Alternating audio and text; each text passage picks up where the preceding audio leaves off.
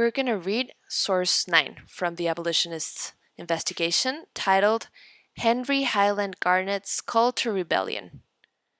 And let's remember a central question because that's our purpose for reading this source. How did abolitionists think and interact as they tried to end slavery?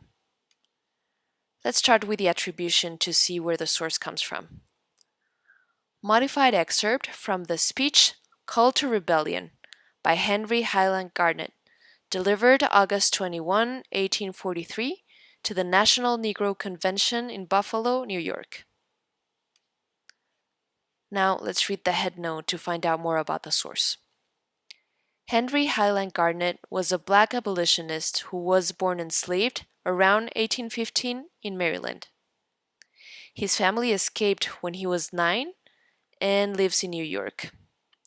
He supported the movement of blacks to Liberia because he thought they would have more opportunities. In 1843, his Call to Rebellion speech became controversial in the abolitionist movement because it encouraged enslaved people to rise up against slaveholders. Other abolitionists supported only nonviolent action. Okay, now we're ready to dive into the source. Let's read this Call to Rebellion by Henry Highland Garnet. Look around you. Notice your loving wives who struggle with pain too terrible for words. Hear the cries of your poor children. Remember the whippings your father suffered. Think how many tears you have cried upon the soil that you have farmed. Remember that as native-born American citizens, you deserve all the rights that are granted to the freest men. Then go to your enslavers and tell them that you are determined to be free. If you want to be free, this is your only hope. Unfortunately, there is not much hope of freedom without shedding blood.